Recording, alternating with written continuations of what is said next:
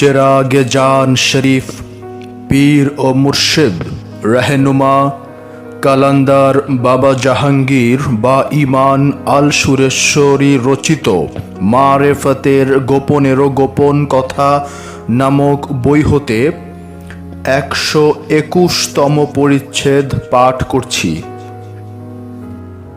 শয়তান। জিন এবং মানুষের নফসের সঙ্গে খান্নাসরূপী শয়তানটিকে ঢুকিয়ে দেওয়া হয়েছে, তাই এই উভয় প্রাণীর নফসটিকে ভাগ করে দেখানো হয়েছে।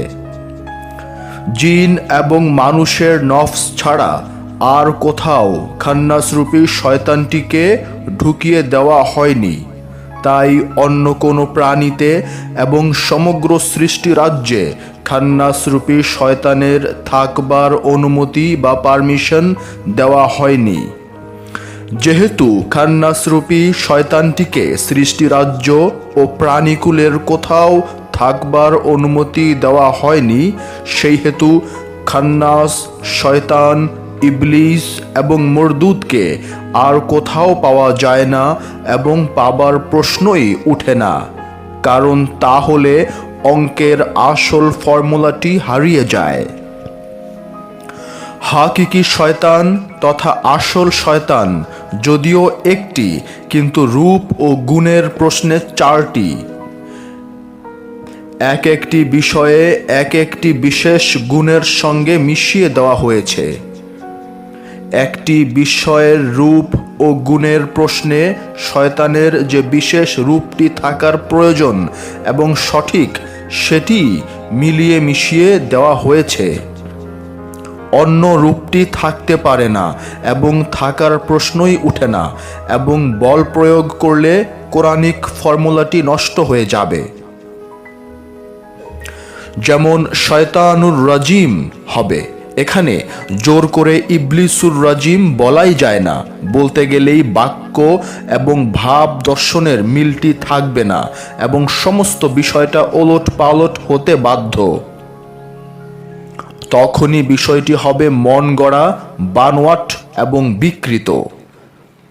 কেবল ইবলিসুর রাজিমই নয়, বরং মরদুদুর রাজিম অথবা খান্নাসুর রাজিমও হবে না এবং হতেই পারে না। জোর করে বসাতে গেলেই ভুল হবে এবং সমস্ত বিষয়টা জগা খিচুড়ি পাকানো হবে। আবার ফাসাজাদু ইল্লা ইবলিস হতেই হবে, ফাসাজাদু ইল্লা শয়তান বললেই ভুল হবে। বাক্যের ভাব ও দর্শন আর থাকবে না। অন্য আরও যে দুইটি রূপ ও গুণ আছে, উহাও কোরআনের একটি বাক্যে ব্যবহার করা যাবে না। যেমন ফাসাজাদু ইল্লা মরদুদ অথবা ফাসাজাদু ইল্লা খান্নাস বললেও ভুল হবে, কারণ বাক্যের ভাবধারার সঙ্গে মিলটি আর পাওয়া যাবে না। সুতরাং কোরআনের প্রতিটি বাক্যের ভেতর সঠিক ভাব প্রকাশের ফর্মুলাটি লুকিয়ে আছে। এই ফর্মুলাটি ভালোভাবে জানা না থাকলেই ভাবের জগা খিচুড়ি হতে বাধ্য। বিভ্রান্তি আর ভুল বোঝাবুঝির ক্ষেত্র তৈরি হয়ে যায় এবং তখনই ধর্ম নিয়ে বাড়াবাড়ি, ঝগড়া বিভক্তি তথা ফেরকাবাজির সূচনা হয়। তা না হলে ধর্ম বিষয়ে বল প্রয়োগের প্রশ্নই উঠে না। বল প্রয়োগ শব্দটি তখনই আসবে যখন ভুল করা হবে, কারণ ভুল অনেক প্রকার হয় এবং অনেক প্রকার ভুল অনেক ফেরকার জন্ম দেয়। সুতরাং ভুলের পেটেই ফেরকা নামক সন্তানেরা বাস করে। ফেরকা নামক সন্তানদের এক রূপে পাওয়া যায় না। কোনো ফেরকার সন্তান ফর্সা, কোনোটা কালো, আবার কোনোটা শ্যামলা। এখানে এসেই মানুষ মনের অজান্তে ভুল করে ফেলে। ইহা ইচ্ছাকৃত ভুল নয়, ইহা অজ্ঞতার ভুল। এই ভুল থাকবেই। এই ভুল হতে পরিত্রাণ পাওয়াটা বই পড়ে জ্ঞান অর্জন করে মোটেই সম্ভবপর নয়। যতই লেখাপড়া করুন, যতই গবেষণা করুন এবং যতই ঘোরাঘুরি করুন না কেন, এই ভুল হতে পরিত্রাণ পাওয়াটা মোটেই সম্ভবপর নয়। আমার এই কথাগুলোর মাঝে হতাশার ভাষা পাবেন নিষ্ঠুর নির্মম সিদ্ধান্ত, কিন্তু অতি অপ্রিয় হলেও উলঙ্গ সত্য কথাটি বলে গেলাম। এই ভুল হতে পরিত্রাণ পাবার বিষয়টি তকদির। জন্মের আগেই আপনার তকদির নির্ধারিত হয়ে আছে। সুতরাং আমাকে যা তা বলতে পারেন, কিন্তু তকদির খণ্ডাবার উপায় নাই। তকদির একমাত্র আল্লাহ পাক খণ্ডাতে পারেন যদি তার দয়া হয়, কারণ আগুনের মুবরাম তথা অপরিবর্তনীয় তকদিরটিও কিছুক্ষণের জন্য আল্লাহ পাক বদলিয়ে শান্তির রূপটি ধারণ করার হুকুম দিয়েছিলেন বন্ধু ইব্রাহিমের জন্য। সুতরাং আল্লাহর আশেক তথা প্রেমিক হতে চেষ্টা চালিয়ে যান। যদি আল্লাহর প্রেমিক হতে পারেন এবং আল্লাহ যদি প্রেমিক রূপে আপনাকে গ্রহণ করে নেন, তাহলে তার রহমত এবং হিকমত জানতে পারেন। আত-তালেবুদ দুনিয়া মরদুদ যেখানে বলা হয়েছে, সেখানে জোর করে শয়তান, ইবলিস আর খান্নাসটিকে ঢুকানোই যায় না। ঢুকাতে গেলেই বাক্যের গঠন শৈলী এবং সঠিক অর্থটি আর খুঁজে পাওয়া যাবে না। আবার ওই একই কথা আসছে, খান্নাস শব্দটির যে স্থান আছে সেখানে শয়তান, ইবলিস আর মরদুদ শব্দগুলো বসানো যায় না। বসাতে গেলেই ভুল হবে। এখানে সামান্য একটু বলছি যে ধারণাটি কতখানি সঠিক। মানুষের মনটাকে ঝাঁকুনি দেবার জন্যই খান্নাস, প্রবল ঝাঁকুনি দেওয়াটাই খান্নাসের চরিত্র। অবশ্যই শয়তান, ইবলিস, মরদুদ আর খান্নাসের থাকবার একমাত্র স্থানটি হলো অন্তর, তবে সবার অন্তর নয়, কেবল জিন এবং মানুষের অন্তর। এই দুইজনার দুইটি অন্তর ছাড়া শয়তানের থাকবার আর কোনো জায়গাই নাই, এবং কোরআনের ফর্মুলা অনুসারে থাকার বিধানটি রাখা হয় নাই। আরও একটু কথা বলে রাখা ভালো যে খান্নাস শব্দটি কোরআনে মাত্র একবার ব্যবহার করা হয়েছে। খান্নাস শব্দটি ব্যবহার করা হয়েছে কোরআনের ধারাবাহিকতা অনুসারে শেষ সূরায়। কয়েকটি অতীব গুরুত্বপূর্ণ বিষয়ের ভাব বহন করছে কোরআনে, অথচ মাত্র একবার ব্যবহার করা হয়েছে। যেমন কাউসার ও আহাদ শব্দ দুইটি মাত্র একবার করে কোরআনে ব্যবহার করা হয়েছে। অবশ্য আমার চোখে জিন এবং মানুষের নফসে শয়তান থাকে, অন্য কোনো জীবের নফসে শয়তান থাকবার অনুমতি দেওয়া হয় নাই। বারবার ঘুরিয়ে ফিরিয়ে এক কথাকেই বলা হচ্ছে শয়তান, বিষয়টি পরিষ্কার করে তুলে ধরার জন্য। আরও একটু পরিষ্কার করে বলে রাখা ভালো যে চারটি রূপ ধারণ করা শয়তানটিকে হাকিকি শয়তান বলা হয়, তথা আসল শয়তান বা মূল শয়তান বলা হয়, কিন্তু মেজাজি শয়তান নয়। কারণ মেজাজি শয়তান তথা রূপক শয়তান তথা শরীয়তি শয়তান তিনটি, এবং এই তিনটি শয়তান থাকে মক্কার মিনাতে। বড় শয়তান, মেঝো শয়তান ও ছোট শয়তান। এই তিনটি শয়তানের কোনো কাজ করার ক্ষমতা নাই, অথচ শয়তান বলে মানতেই হবে এবং দেখা মাত্র ঘৃণা ভরে পাথর ছুঁড়ে মারতেই হবে। কারণ শরীয়তের বিধানটি পালন করুন আর নাই করুন, কিন্তু শরীয়তটিকে অস্বীকার করা যাবে না। শরীয়ত নিজেই জানে যে এগুলো মোটেই শয়তান নয়, কিন্তু আসল তথা হাকিকি শয়তানকে পরিচয় করিয়ে দেবার একটি সুন্দর মাধ্যম। মূর্ত না থাকলে বিমূর্তটিকে মানুষ ধরতে পারে না এবং বিষয়টি বুঝতে কষ্ট হয়। আসল বিষয়টির পরিচয় করিয়ে দেবার জন্যই ব্যবহারিক বিধিবিধান দেওয়া হয়েছে। প্রতিটি হাজি জানেন যে মক্কার মিনায় অবস্থিত 3টি শয়তানের একটিও আসল শয়তান নয়, বরং মেজাজি শয়তান তথা শরীয়তি শয়তান। এই শরীয়তের আদেশ নির্দেশ যাতে ক্ষুণ্ণ করা না হয় তারই জন্য মেজাজি পাথর। মেজাজি শয়তান 3টিকে হাজিরা সব সময় পাথর ছুঁড়ে মারছে। এমনকি মেজাজি পাথর ছুটতে গিয়ে প্রতি বছর বেশ কিছু হাজি পায়ের তলায় পিষ্ট হয়ে মারা যান। হাকিকি শয়তান তথা আসল শয়তানের যদি মানুষ এবং জিন ছাড়া আর কোথাও থাকার অনুমতি না থাকে, তাহলে মক্কার মিনায় অবস্থিত 3টি শয়তান যে মেজাজি শয়তান তাহাতে আর বিন্দুমাত্র সন্দেহের অবকাশ থাকে না। মেজাজি শয়তান 3টি হাকিকি শয়তানের মূর্ত প্রতীক। প্রতীক ছাড়া যে কোনো ইবাদত বন্দিগি চলে না, এটাই বুঝিয়ে দেওয়া হয়েছে। কারণ বিমূর্ত শয়তানের পরিচয়টি করিয়ে দেবার জন্যই মেজাজি শয়তানের প্রয়োজন। সুতরাং মেজাজি শয়তান 3টিকে পাথর ছুঁড়ে মারাটাকেই যারা আসল শয়তানকে পাথর ছুঁড়ে মারা মনে করেন এবং বিশ্বাস করে তারা বোকা এবং অজ্ঞ। আই রিপিট, কারণ বিমূর্ত শয়তানের পরিচয়টি করিয়ে দেবার জন্যই মেজাজি শয়তানের প্রয়োজন। সুতরাং মেজাজি শয়তান 3টিকে পাথর ছুঁড়ে মারাটাকেই যারা আসল শয়তানকে পাথর ছুঁড়ে মারা মনে করে এবং বিশ্বাস করে তারা বোকা এবং অজ্ঞ।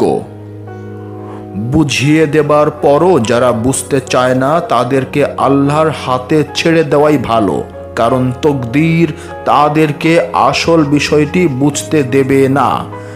এই ধরনের মানুষকে গালি দিতে নাই, বরং সরে যাওয়াটাই ভালো।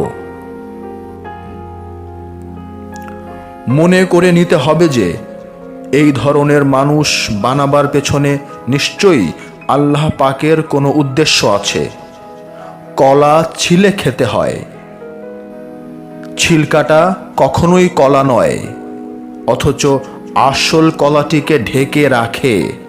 আসল কলাটিকে যে ছিলকা ঢেকে রাখে, সেই ছিলকাটাকে যারা কলা বলতে চায় তাদের দোষ দিয়ে লাভ নাই, কারণ তাদের তকদির আসল আর নকল চেনবার পার্থক্য জ্ঞানটিকে দেওয়া হয়নি।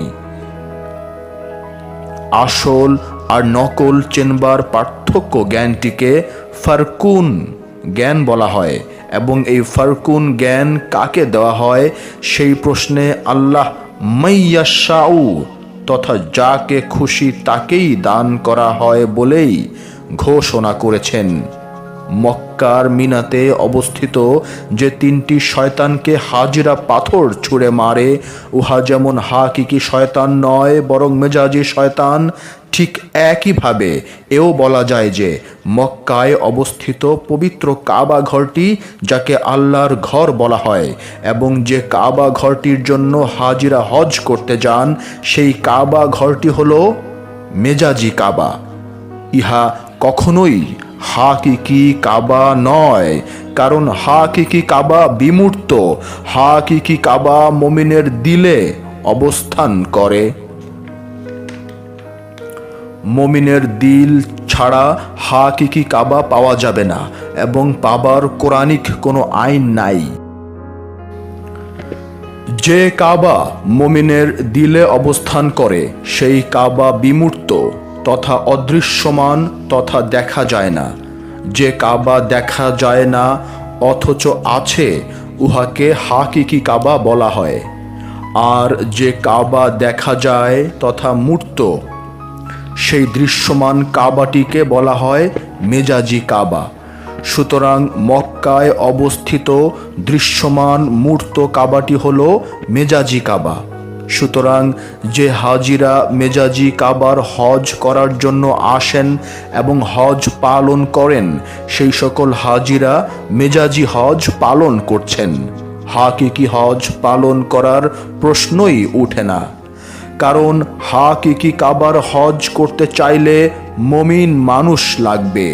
মমিন মানুষ ছাড়া হাকিকি হজ করার প্রশ্নই ওঠে না। মেজাজি কাবাতে আল্লাহ আছেন এমন কথাটি কোরআনে নাই, বরং মানুষ মমিনের সঙ্গে আল্লাহ আছেন এই কথাটি কোরআনে আছে। সুতরাং মানুষ মমিনের দিলটি হলো হাকিকি কাবা তথা আসল কাবা। হাকিকি কাবার যারা হজ করতে পেরেছেন তারাই হাকিকি তথা আসল হাজি, আর যারা মেজাজি কাবার হজ পালন করেছেন তারা মেজাজি হাজি। মেজাজি হাজিদের মেজাজি কাবার মেজাজি হজ পালন করার সুনির্দিষ্ট আচার অনুষ্ঠানের নিয়মগুলো মেজাজি নিয়ম, ইহা কখনোই হাকিকি নিয়ম নয়। এই মেজাজি হজ আর হাকিকি হজের বিষয়টি একদম খোলাসা করে যিনি বলে দিয়েছেন তিনি সুলতানুল হিন্দ খাজা বাবা তার ফার্সি ভাষায় রচিত মকতুবাত শরীফে। আফসোস, ওহাবিদের অনুষ্ঠান সর্বস্ব ধার্মিক তাদের কৌশলগত চাপের মুখে অনেক অলির মহামূল্যবান বইগুলো হারিয়ে যেতে বসেছে। ইহা উদ্ধার করার এবং প্রকাশ করার মানুষ হারিয়ে যাচ্ছে। মুষ্টিমেয় কিছু যারা আছেন তাদের আর্থিক সামর্থ্য নাই এত বড় মহাসত্যটিকে উদ্ধার করার তরে। আশা করি বিবেকবান এবং সত্য প্রকাশে আগ্রহীরা এগিয়ে আসবেন, মুসলমানদের চোখে আঙ্গুল দিয়ে বুঝাবেন যে ইহা মেজাজি হজ আর ইহা হাকিকি হজ। এমনও দৃশ্য দেখতে হয় যে খোদা বলা ঠিক নয়, কারণ খোদা বললে সওয়াব কম পাওয়া যাবে, আল্লাহ বললে সওয়াব বেশি পাওয়া যায়। তাও এই নির্লজ্জ দৃশ্যটি টেলিভিশনের পর্দায় মহাজ্ঞানীর ভূমিকায় মোল্লাকে বলতে শুনি। সাধারণ মুসলমানদের বলে কিছু লাভ নাই। হায়রে আল্লামা ইকবাল, মাওলানা রুমি, হাফেজ সেরাজি, সানাই, ফরিদুদ্দিন আত্তার, ইমাম গজ্জালি, খাজা গরিবে নওয়াজ, আপনারা কেন খোদা লিখতে গেলেন?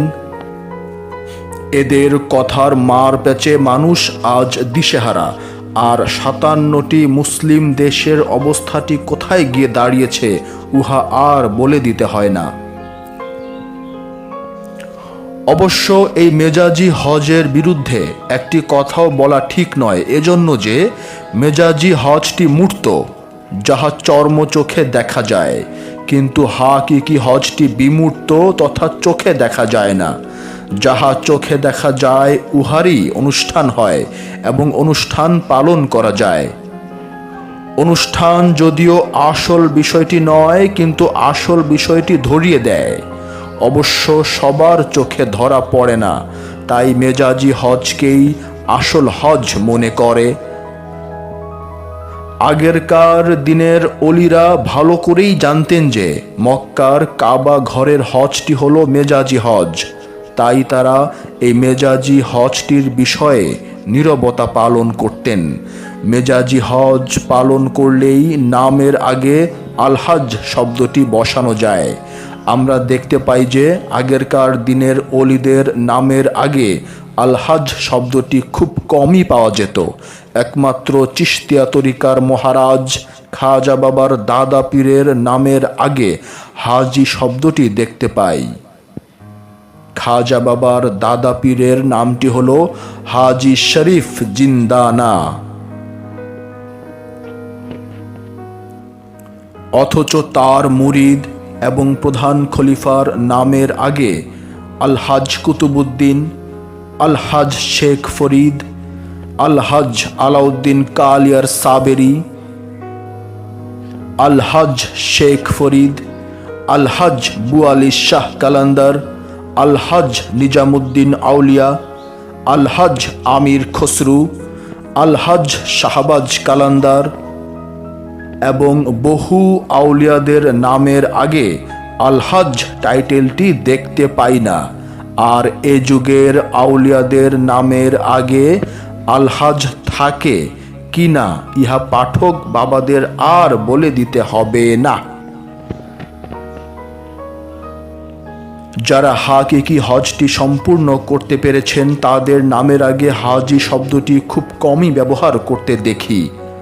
মুমিন কাবার হজটি হলো বিমূর্ত, যাহা চোখে দেখা যায় না, তাই হাজি শব্দটি কমই ব্যবহার করতে দেখি।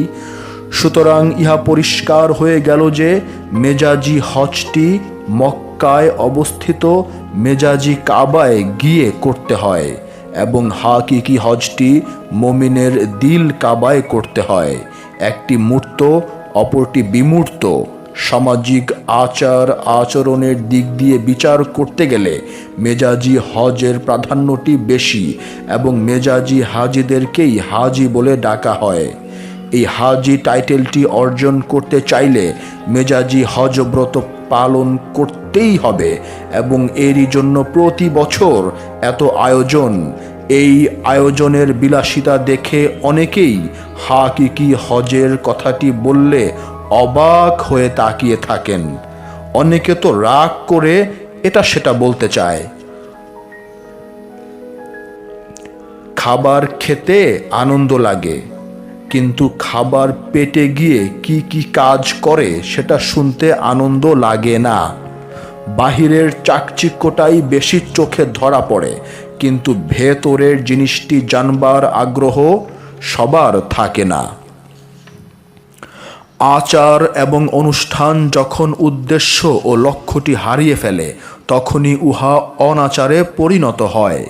ঘর বাড়ি ছেড়ে বনে গেলেই ফকির হওয়া যায় না, বরং ফকির তখনই হওয়া যায় যখন সাধক আপন নফস হতে, রুহ হতে নয়, খান্নাস রূপী শয়তানটিকে বাহির করে দিতে পারে তথা তাকে মুসলমান বানিয়ে ফেলতে পারে। ইসলাম ধর্মের যে বিষয়গুলোর বাহির এবং ভেতর দুইটি দিক আছে, সেই বিষয়গুলি পালনের মাঝে তো অবশ্যই আন্তরিকতা থাকতে হবে, কিন্তু যতই আন্তরিকতা থাক না কেন সেই বিষয়গুলোর পালনকারীর সঙ্গে আল্লাহ পাক থাকেন না। যে কোনো বিষয়ের দুইটি দিক থাকে, একটি বাহির এবং অপরটি ভেতর, যাহাকে আমরা মেজাজি তথা বাহির এবং হাকিকি তথা ভেতর বলে থাকি। সেই বিষয়গুলোর একটিতেও আল্লাহ আছেন অথবা থাকেন শব্দটি পাওয়া যায় না। যেমন ধরুন, হজের বিষয়টিতে মেজাজি এবং হাকিকি হজ আছে, তাই একবারও কোরআন বলেনি যে আল্লাহ পাক হাজিদের সঙ্গে থাকেন তথা ইন্নাল্লাহা মাআল হুজ্জাজ। হজের অবশ্যই বহু উপকারিতা আছে এবং বহু সওয়াব পাওয়া যাবার কথাগুলো আছে, কিন্তু হাজিদের সঙ্গে আল্লাহ আছেন বা থাকেন এ ধরনের একটি বাক্য তথা আয়াত পুরো কোরআনে নাই বা পাওয়া যাবে না। যেসব বিষয়ের বাহির তথা মেজাজি এবং ভেতর তথা হাকিকি কিছুই বুঝবার উপায় থাকে না, অথবা বাহির ও ভেতর দুটো ভাগ করে দেখানো যায় না, সেই বিষয়গুলোতে আল্লাহ পাক আছেন অথবা থাকেন বলে ঘোষণা দিয়েছেন। যেমন ধরুন, ধৈর্য ধারণের বিষয়টি।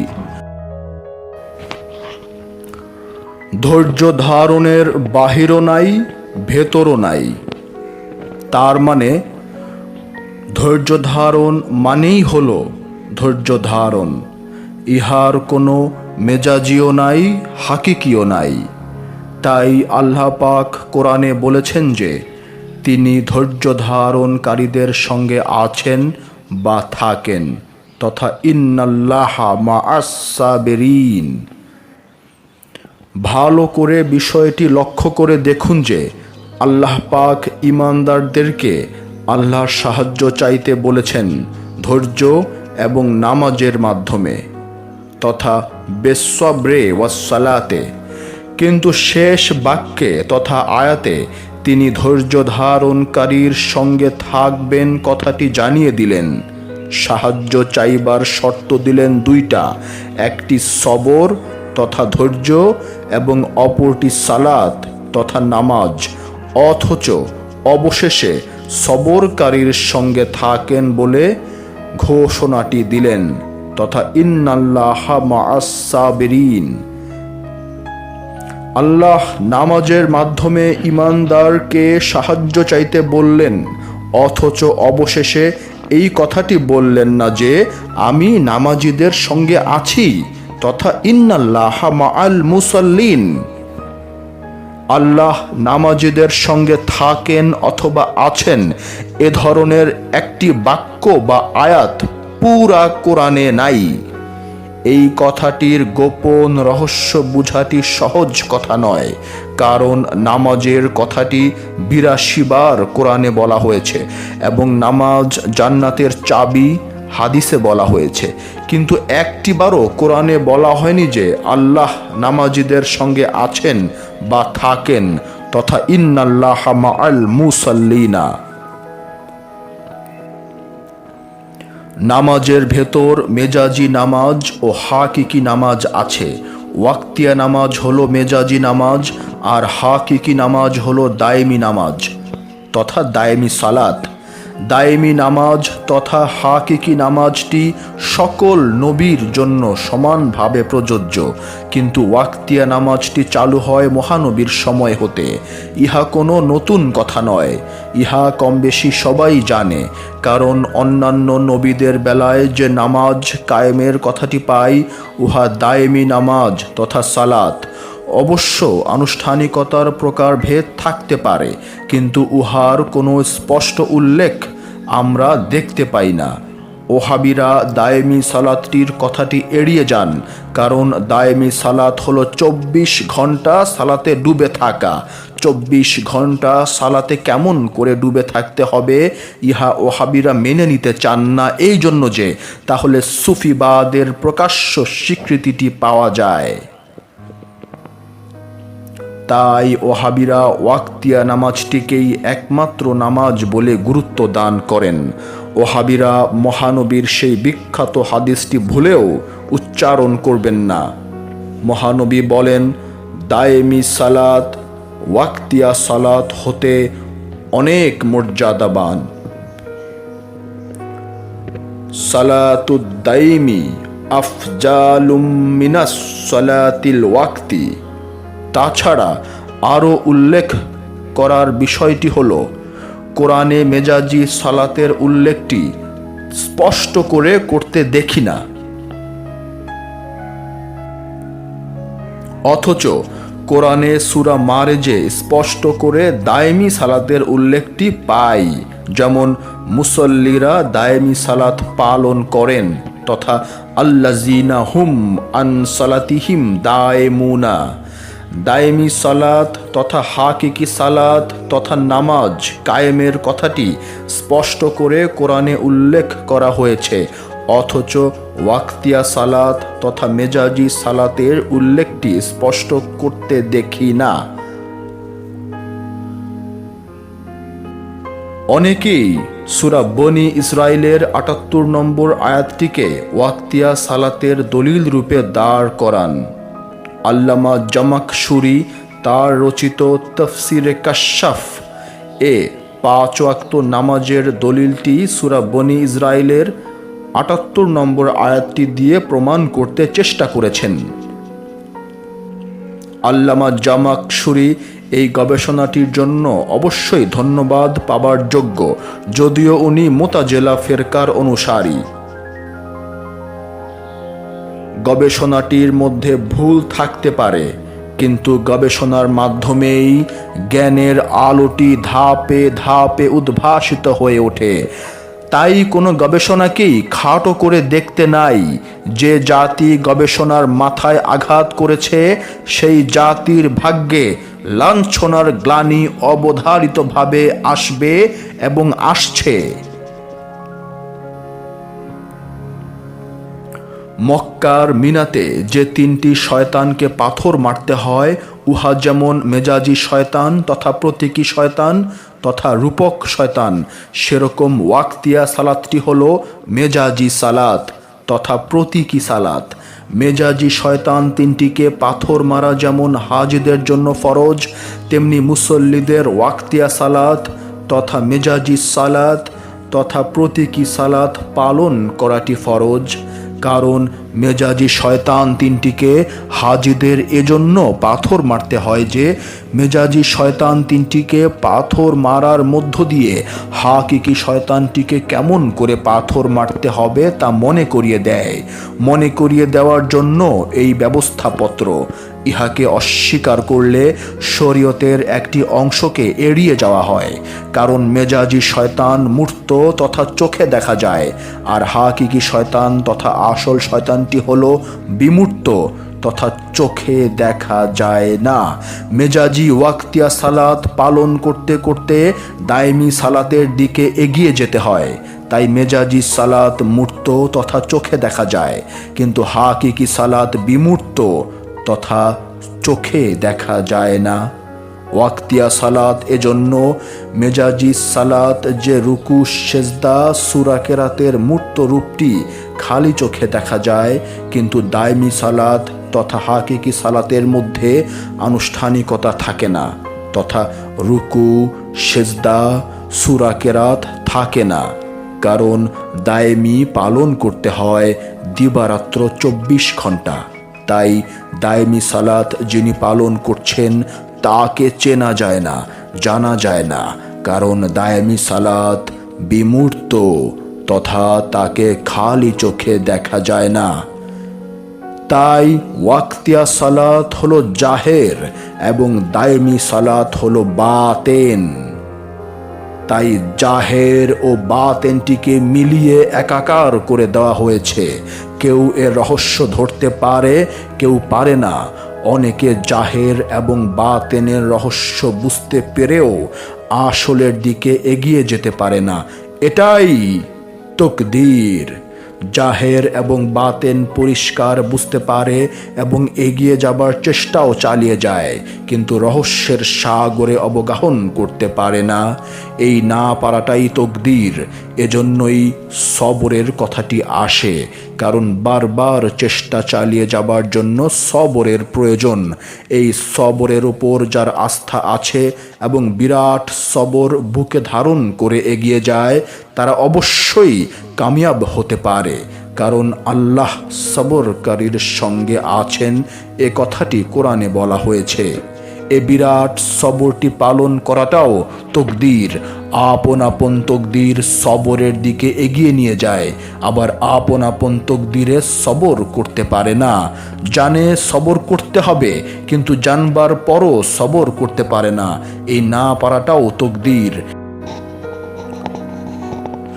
কেউ ওয়াক্তিয়া সালাতে অবহেলা নাই, কিন্তু দায়েমি সালাতের গুরুত্ব যাহা কোরআন হাদিসে বলা আছে জেনেও গুরুত্ব দেয় না এবং পালন করা থেকে এড়িয়ে চলে।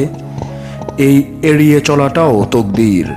কেউ মেজাজি সালাত তথা ওয়াক্তিয়া সালাতটিকে একমাত্র সালাত মনে করছে এবং দায়মি সালাতটিকে সরাসরি অস্বীকার করে এবং নানা প্রকার আজে বাজে কথা শুনিয়ে দেয়। এই অস্বীকার করাটাও তকদির। সুতরাং জন্মের পূর্বেই যাহা তকদিরে নির্ধারণ করা হয়েছে উহা খণ্ডানো যায় না। সুতরাং কাহাকেও দোষ দেওয়া যায় না, কারণ আল্লাহ পাকের সৃষ্টি রাজ্যে কোথাও কিছু পরিমাণ ভুল নাই। এই কথাটি কোরআনের সূরা মুলকে পরিষ্কার বলে দেওয়া হয়েছে। আদর্শলিপি কোনো সাহিত্য নয়। সাহিত্যের প্রশ্নে এর মূল্য শূন্য। আদর্শলিপিকে সাহিত্য বললে হাসবে, অথচ এই আদর্শলিপি সবাইকে পাঠ করতে হয়েছে।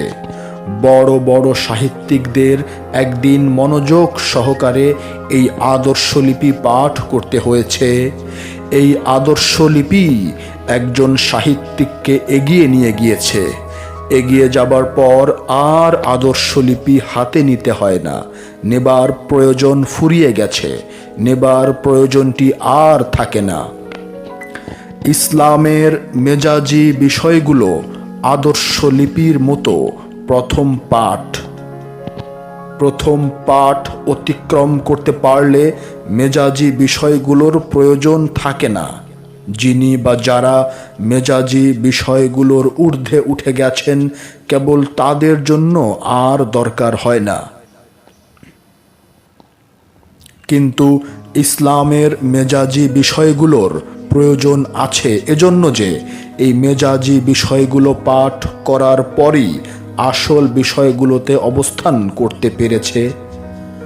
আসল বিষয়গুলো তথা হাকিকি বিষয়গুলোতে যারা আসতে পেরেছে, তাদের জন্য মেজাজি বিষয়গুলোর আর কোনো প্রয়োজন থাকে না।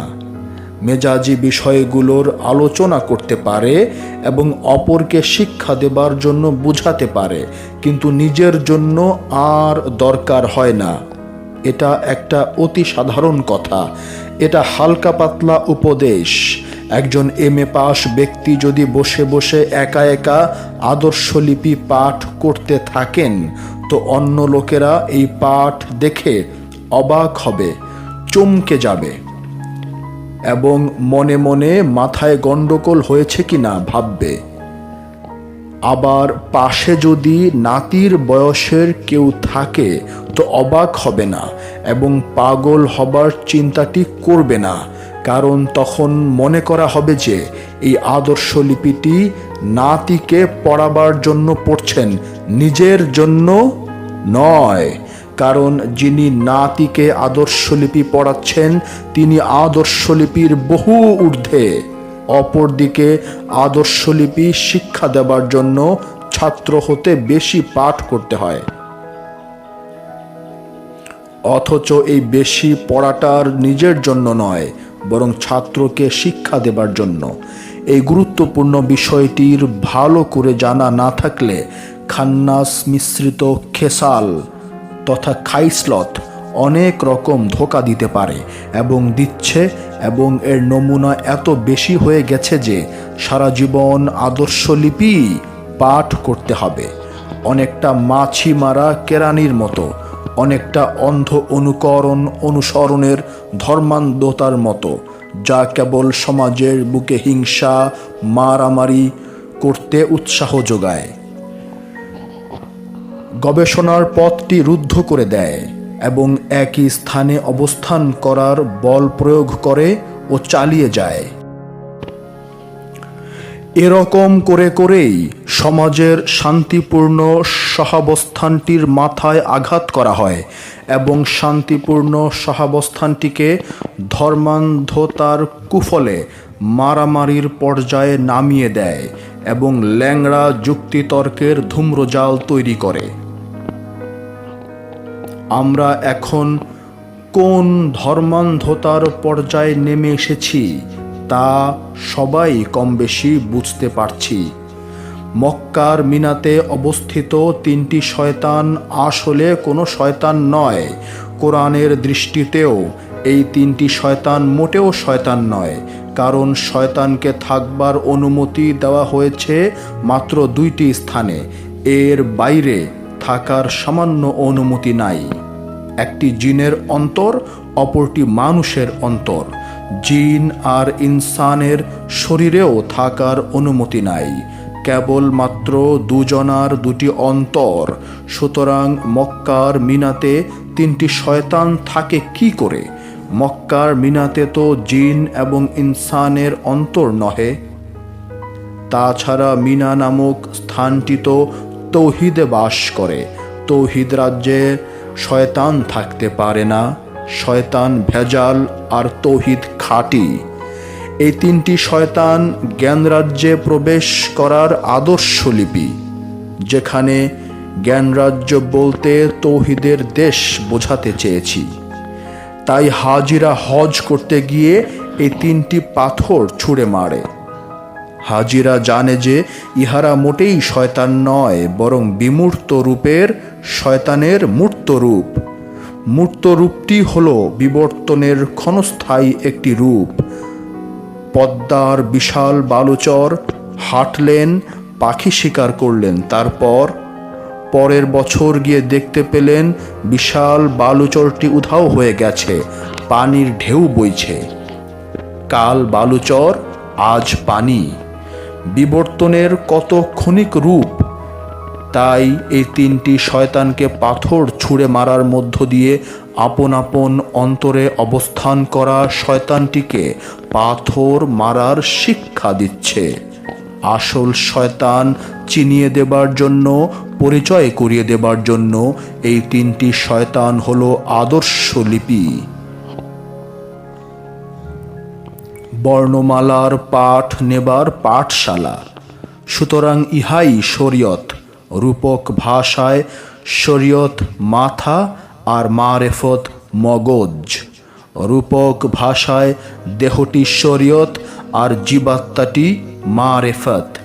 বর্ণনা দিতে গিয়ে কিছুটা ভুল করলাম, কিন্তু আর কোনো নির্ভুল উপমা তুলে ধরতে পারলাম না। আসল বিষয়টি বুঝতে পারলেই যথেষ্ট। রূপকের আবরণে যারা রূপকটিকেই আসল মনে করে তারাই শূন্যতার ফাঁদে পড়ে যায়। শূন্যতার পেটে শূন্যই থাকে, তাই এরা আসল বিষয়টি বুঝে উঠতে পারে না। যেমন বুঝে উঠতে পারেননি ইমাম আহমদ হাম্বল, ইমাম তাইমিয়া, ইবনে কাসির, আব্দুল ওহাব নজদি। ইসলামের নামে এরা যে দর্শন লিখে ও প্রচার করে গেছেন তা ইসলাম নয়। যষ্টি মধু যেমন মধু নয়, এদের ইসলামের দর্শনও ইসলাম নয়, কারণ এরা নবী বংশধরদের মানেন না। এরা কেতাব আর নবীর সুন্নত মানেন না। কি চমৎকার! কারণ নবী বংশধরদের মানতে গেলেই সুফিবাদকে মেনে নিতে হয়। মহানবীর উপদেশ, কোরআন আর নবীর বংশকে শক্ত হাতে ধরে রেখো, তাহলে তোমাদের পতন নাই। আজ 57টি মুসলিম দেশ কোন পতনের বিন্দুতে দাঁড়িয়ে আছি তাও কি বলে দিতে হবে? 122তম পরিচ্ছেদ, তকদিরের বিধান।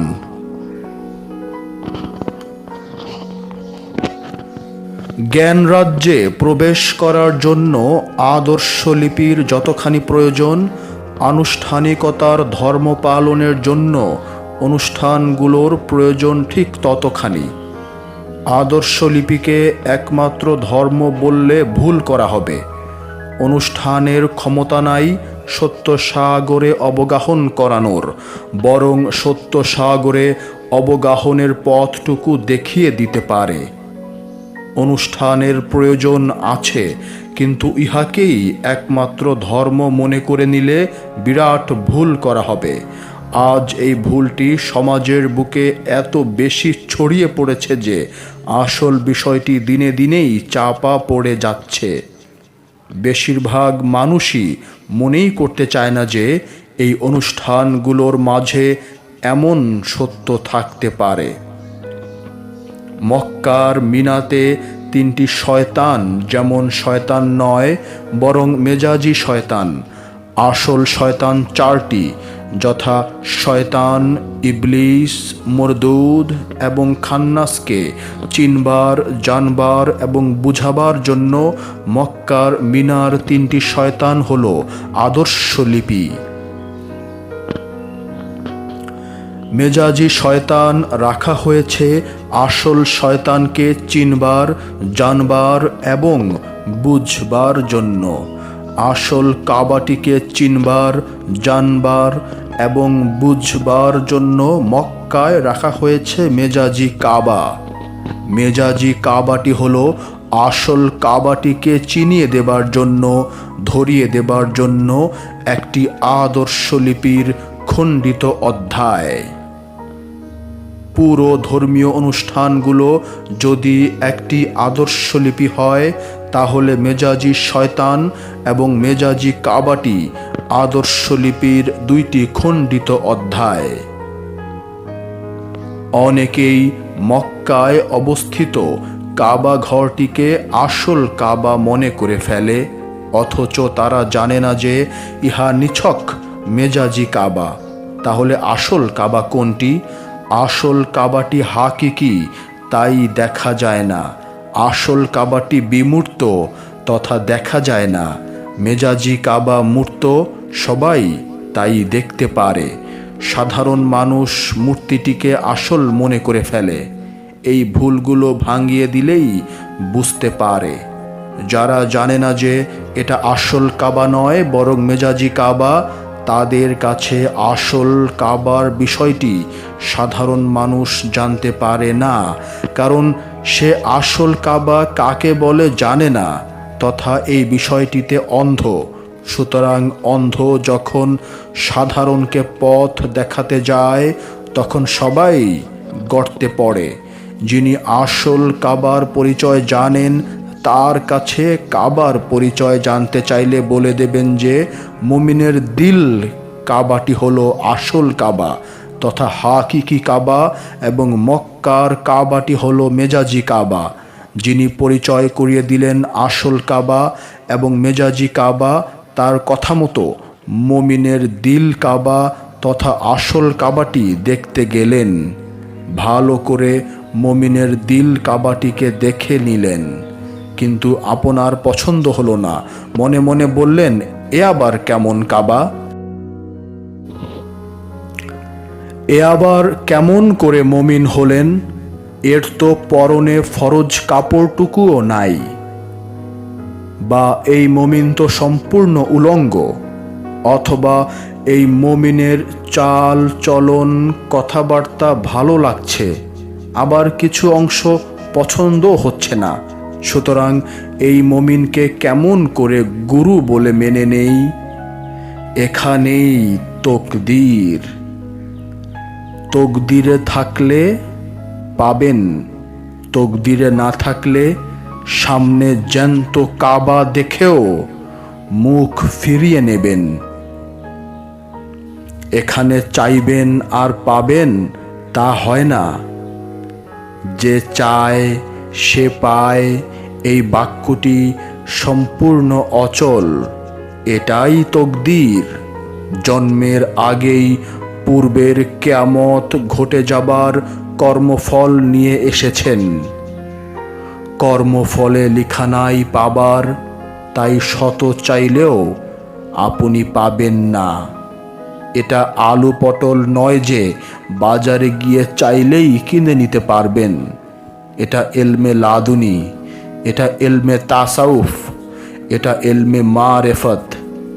এই দেশে যাইতে চাইলেই যাওয়া যায় না, বরং তকদিরে থাকলে যেতে পারবেন, অন্যথায় অসম্ভব।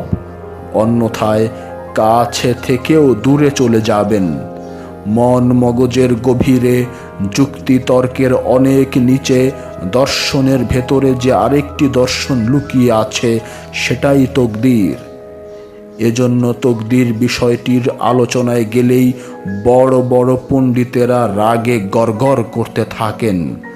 রাগে গড়গড় করছেন যেসব পণ্ডিতেরা, সেই রাগ করাটাও তাদের তকদির। তকদিরে লিখা না থাকলে রাগে গড়গড় করাটা অসম্ভব। যিনি বা যারা অর্ধ উলঙ্গ দেখেও উল্টাপাল্টা কথা শুনেও গুরু রূপে গ্রহণ করে নিলেন, এটাও তাদের তকদির। তকদিরে লেখা ছিল বলেই গুরু রূপে মেনে নিতে পেরেছেন। যিনি বা যারা মুমিন রূপী কাবা বারবার দর্শন করলেন, এটা সেটা গুরুদক্ষিণা দিলেন, কিন্তু গুরু রূপে গ্রহণ করে নিতে পারলেন না। এই না পারাটাও তাদের তকদির। যিনি বা যারা বেশ কিছুদিন গুরু রূপে মেনে নিয়ে গুরুর সেবা যত্ন করলেন, তারপর আর ভালো লাগলো না, এই ভালো লাগলো নাটাও তার বা তাদের তকদির। যিনি বা যারা মুমিনের দিল কাবা একটার পর একটা দেখে যাচ্ছেন এবং একটিও পছন্দ হচ্ছে না, এই পছন্দ না হওয়াটাই তার বা তাদের তকদির। যিনি বা যারা মনে করলেন মুমিনের দিল কাবা বলে কিছু নাই, এই মুমিনের দিল কাবা বলে কিছু নাই মনে করাটাও তার অথবা তাদের তকদির। যিনি বা যারা মক্কার কাবাটি আসল কাবা মনে করে নিলেন, এই মনে করাটাও তার অথবা তাদের তকদির। সুতরাং এই অদ্ভুত রহস্যময় তকদির যার যার পূর্ব কিয়ামতের কর্মফলের খেলা খেলে চলছে, এই তকদিরের খেলাটিকে আল্লাহ যাকে ইচ্ছা দান করেন, যাকে ইচ্ছা দান করেন, এটা বলার মাঝে আল্লাহর ওপর যা তা মন্তব্য করার সাহস না পেয়ে অনেক অনুবাদ করেন এভাবে যে যিনি চান তাকে দান করেন এবং যিনি চান না তাকে দান করেন না। লেখক তখন পাইকারি সাম্যের আলু পটলের কেচ্ছা শুনিয়ে নিজে তৃপ্তি পান এবং অপরকেও তৃপ্তির ঢেকুর তোলা জ্ঞান বিতরণ করেন। এটাও এক ধরনের অজ্ঞতা। অজ্ঞতার অগণিত স্তর আছে। মানুষ যতটুকু বোঝে ততটুকু নিয়েই আস্ফালন করে। মাওলানা জালালউদ্দিন রুমির পীর সাহেব বাবা শামসে তাবরিজ যে রহস্যের কথা বলেছেন, উহা শুনলে আমি নিজেও অবাক হই। না জেনে না বুঝে অধম লেখক কি কম আস্ফালন করে? এই আস্ফালন আমিত্বের নিয়তে করলেই দোষণীয়, নতুবা নয়। ইহা প্রত্যেকের নিয়তের ওপর নির্ভর করে। ইমাম গাজ্জালি যখন ধ্যান সাধনা করে বুঝতে পারলেন যে ইলমে লাদুনি তথা গুপ্ত জ্ঞান অর্জন করতে হলে পীর ধরতে হবে, নতুবা বই পড়ে সেটা অসম্ভব, তখনই ইমাম গাজ্জালি ইহইয়ায়ে উলুম এবং কিমিয়ায়ে সাদাত নামক দুইটি বিরাট গ্রন্থ লিখে ফেললেন। এই দুইটি গ্রন্থ লিখার আগে উনি পীর ধরেননি। বই দুইটি লিখার পর হযরত বাবা আবু আলী ফরমাদির কাছে মুরিদ হতে গেলেন। তখন পীর সাহেব বললেন যে তুমি তো ইলমে লাদুনি তথা গুপ্ত জ্ঞানের কিছুই জানো না। ইমাম গাজ্জালি বিনয়ের সহিত পীর সাহেবের কথাগুলো মেনে নিলেন এবং মুরিদ হলেন। পীর সাহেব ইলমে লাদুনির সবক দিতে লাগলেন।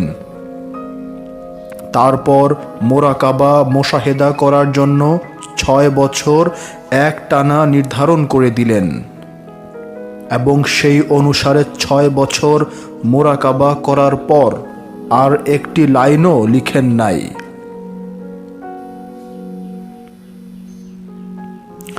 তারপর ওনার কাছে অনেকেই মুরিদ হন এবং তিনি আজব আজব কথা বলতেন। তিনি বলতেন যে মাথার এলেম আর সিনার এলেমে আকাশ পাতাল পার্থক্য। সিনার এলেম ধ্যান সাধনা করে পাওয়া যায়, বই পড়ে পাওয়া যায় না।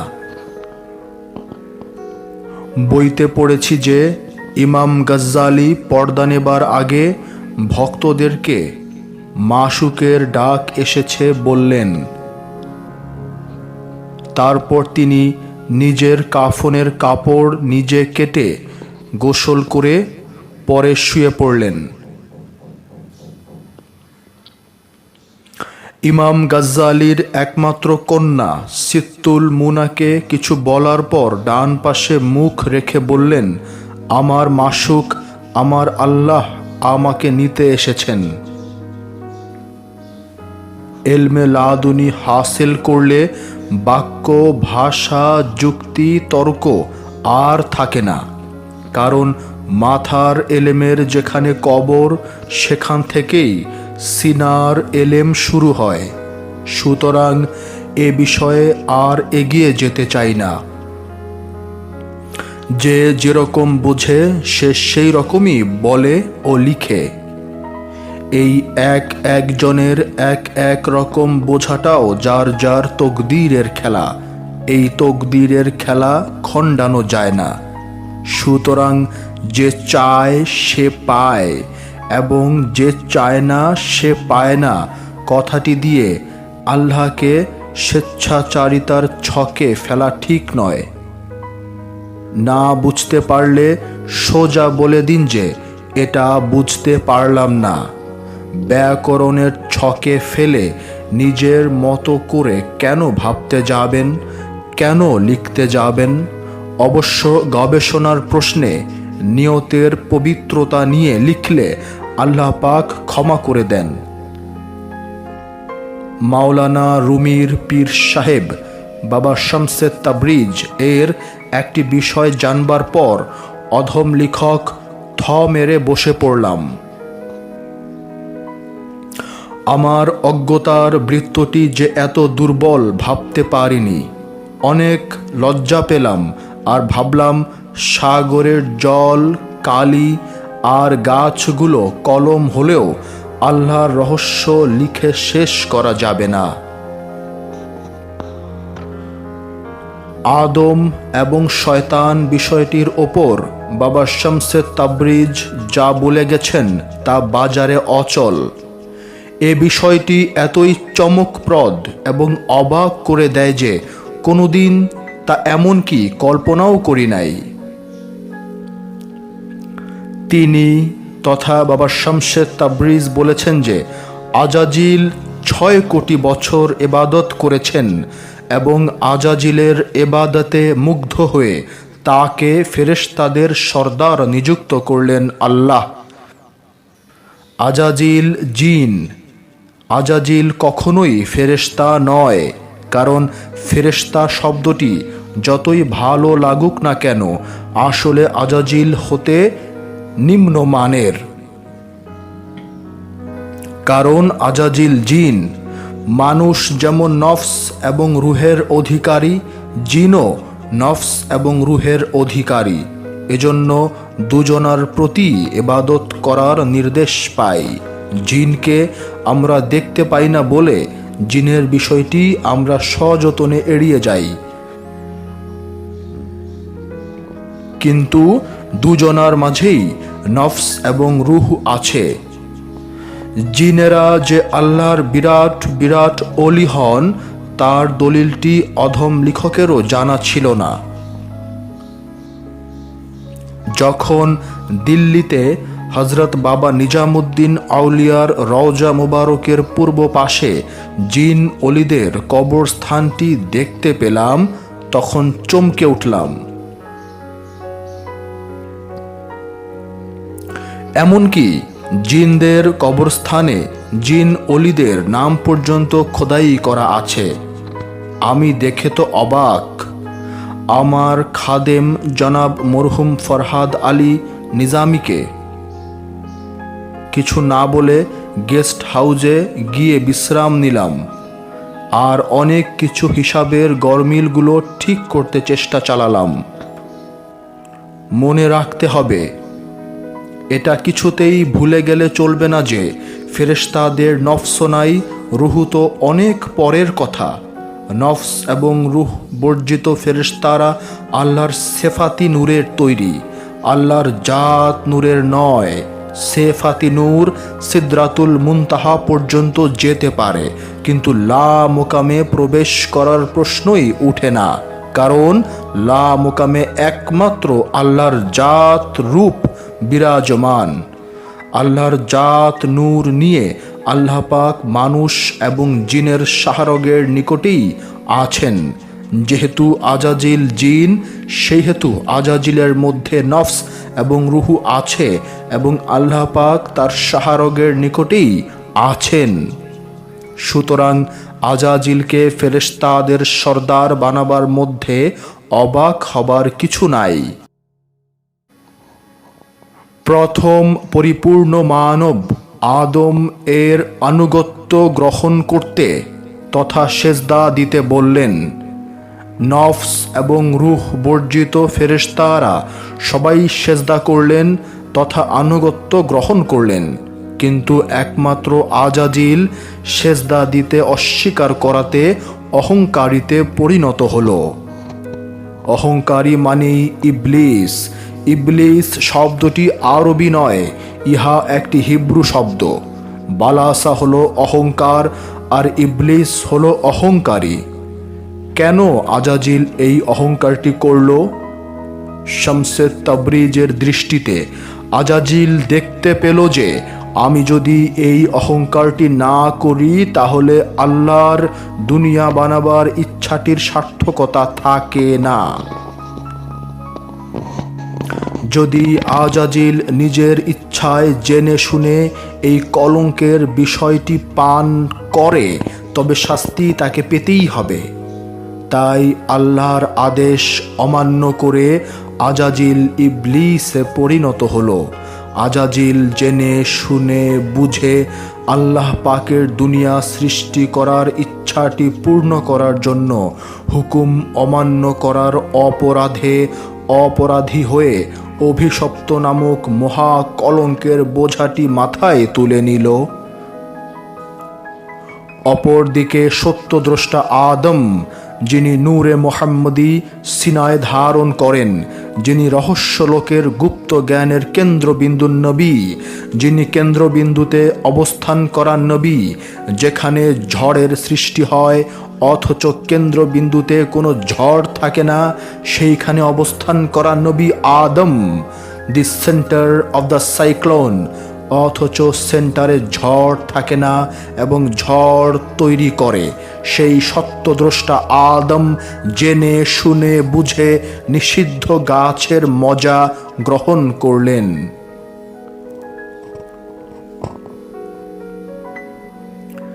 নিষিদ্ধ গাছের মজাটি জেনে শুনে গ্রহণ না করলে আল্লাহর দুনিয়া তৈরি হয় না। আর দুনিয়া তৈরি না হলে মানুষ জাতির আগমন হবার পথটি খোলা থাকে না। যদিও আপাত দৃষ্টিতে গুনাহ, যদিও আইনের দৃষ্টিতে গুনাহ, কিন্তু প্রেমের দৃষ্টিতে ইহা মোটেই গুনাহ নয়, বরং আদা তথা ঢং করে খাওয়া। প্রেমের কাছে আজাজিল আর আদমের কি অপূর্ব কোরবানি! এই কোরবানি কারো চোখে ধরা পড়ে, আবার কারো চোখে ধরা পড়ে না। ধরা পড়াটাও তকদির, না পড়াটাও তকদির। আবার এই তকদিরটি অস্বীকার করাও তকদির, আবার তকদির মেনে নেওয়াও তকদির। অন্ধ কখনো সত্যের মাপকাঠি হতে পারে না। আদমের ভেতরে স্বয়ং আল্লাহ পাক রব রূপ ধারণ করে জাগ্রত, আর সেই আদম কেমন করে এত বড় ভুলটি করতে পারে? মুমিনদের মাতা মা আয়েশার কিছুক্ষণের জন্য হারিয়ে যাওয়ার ঘটনাটিকে গবেষণা করে যারা মহানবী এলমে গায়েব জানেন না বলার দলিলটি প্রচার করেন, তারা ওহাবি হন আর বাটালোভী ফেরকারি হন, এটা তাদের তকদির। সুতরাং আল্লাহর দৃষ্টিতে কোনো ভুল নাই। ভুল খুঁজতে গেলে নিজের ভুলের নদীতে নিজেকেই ডুবে যেতে হয়। তুমি যত প্রকার কৌশল আর চালাকি করো না কেন, জেনে রাখো আল্লাহ পাক কৌশল আর চালাকের স্রষ্টা। এখানে এসেই মানুষ তার জ্ঞান গরিমার বলয়ে দিশেহারা হয়ে পড়ে। তখন কেউ বিষয়টি না বুঝার দরুন মনকে সান্ত্বনা দেবার জন্য হয় নাস্তিক, সংশয়বাদী এবং বড় বড় বই লিখে নাস্তিক্যবাদ আর সংশয়বাদ ধারালো কলমের চাকচিক্যময় ভাষায় প্রচার করে আলো অন্ধকারের দোদুল্যতায় ভাসিয়ে নেয়। এই ভবের নাট্যমঞ্চে কত নতুন ধরনের অভিনয় আর নৃত্য ঝংকার! এর ভিতর হতে উলঙ্গ সত্যটিকে বের করে আনা যে কত কষ্টসাধ্য ব্যাপার তা কেমন করে বোঝানো যায়? প্রেম আর আইন পাশাপাশি চলে, যেমন জান্নাত আর জাহান্নাম পাশাপাশি অবস্থান করে। প্রেমের নদীতে ঝাঁপ দিয়ে রাজার ছেলে ধোপার মেয়েকে বিয়ে করে, আর আইন ধোপার মেয়েকে বিয়ে করার দরুন সিংহাসনে বসার উপযুক্ত নয় বলে ঘোষণা করে। যিনি আইনের লোক তার কাছে সিংহাসনে বসার উপযুক্ত নয় এবং এটা তার তকদির। যিনি প্রেমিক তার কাছে ধোপার মেয়ে বিয়ে করাটা গৌরবের বিষয় এবং এটা তার তকদির। এই অমোঘ তকদিরের চক্রে আমরা সবাই ঘুরছি, কিন্তু বুঝতে পারি না এই ধাবমান পৃথিবী গ্রহটি কি প্রচণ্ড বেগে সূর্যকে কেন্দ্র করে ঘুরছে, কিন্তু বুঝতে পারি না। যে প্রেমিক সে বোঝে না কেমন করে প্রেম করলাম, যে আইনজ্ঞ সে বোঝে না কেমন করে আইনের প্রতি ঝুঁকলাম। কারণ প্রেম করা যায় না, বরং আপোষে হয়ে যায়। বৃষ্টি বানানো যায় না, বরং আপোষে হয়ে যায়। কচুরি পানা নিজে চলে না, বরং স্রোতে তাকে চালিয়ে নিয়ে যায়। অ্যাক্সিডেন্ট করা যায় না, বরং আপোষে হয়ে যায়। আল্লাহর অলি হওয়া যায় না, বরং আপোষে হয়ে যায়। মুরিদ হওয়া যায় না, বরং আপোষে হয়ে যায়। সুতরাং চরম সত্যে যে চায় সে পায় এবং যে চায় না সে পায় না কথাটি কোরআনের অনুবাদে সঠিক নয়, বরং যাকে ইচ্ছা তাকে দান করেন এবং যাকে ইচ্ছা তাকে দান করেন না। যারা কোরআনের অনুবাদ করেন তারাই সঠিক।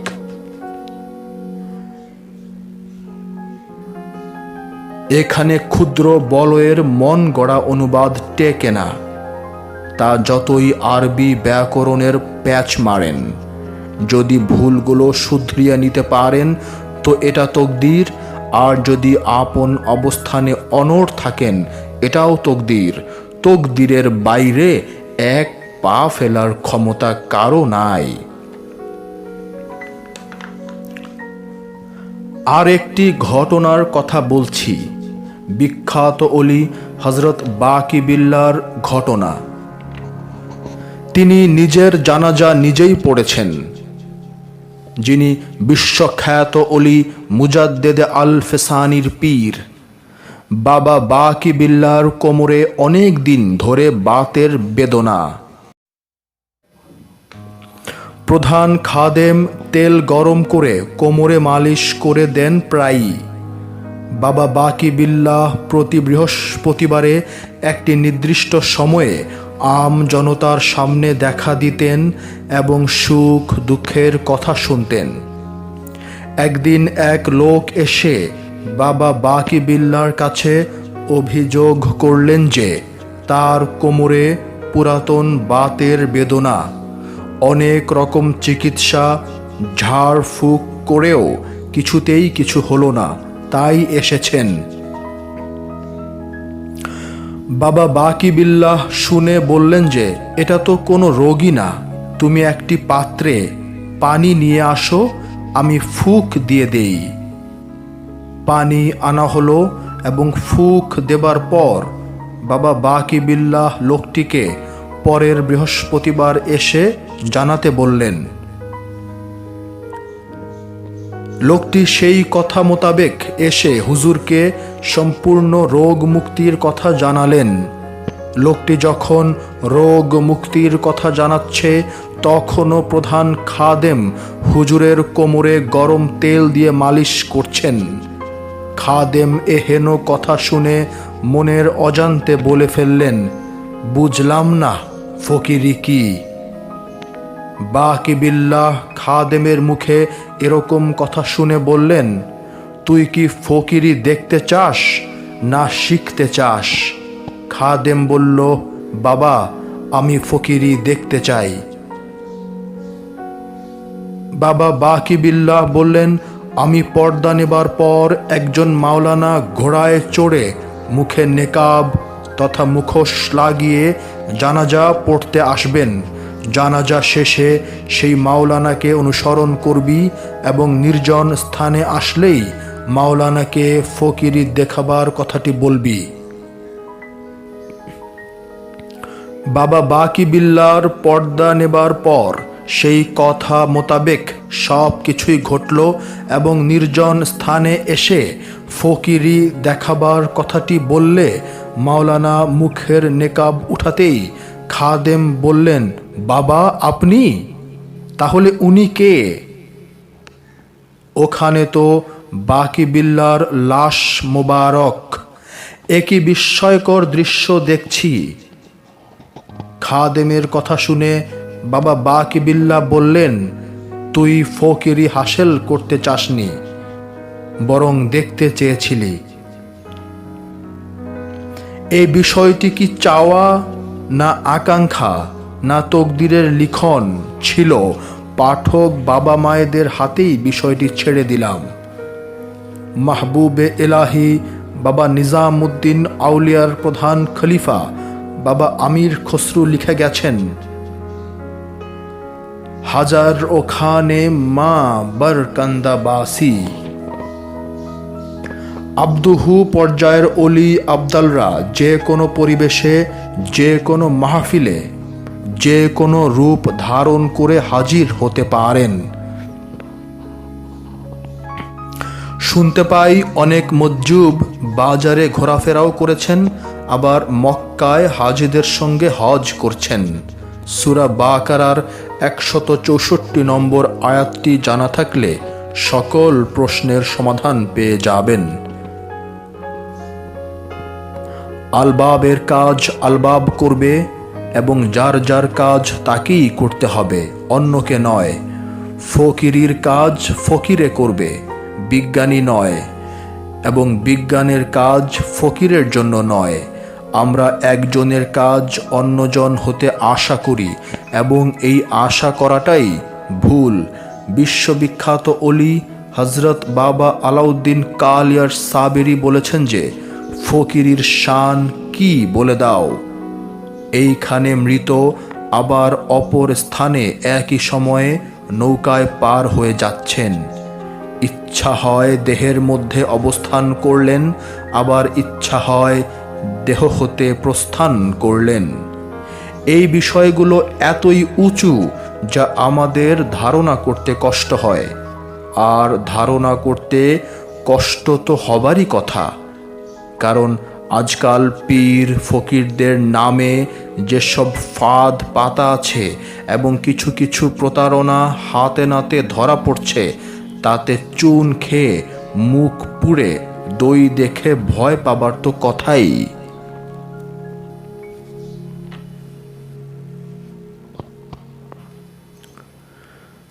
আজ ফকিরি করছে, অথচ মোরাকাবা মুশাহেদা তথা ধ্যান সাধনার চেষ্টাটাই একদম নাই। ধ্যান সাধনা ছাড়া ফকিরি হয় কেমনে? আমার জানা নাই। এটা সেটা বলে ল্যাংড়া যুক্তিতর্কের ধূম্রজাল তৈরি করে বোঝাতে চাইবে যে এ যুগে আর ধ্যান সাধনার কোনো প্রয়োজন নাই।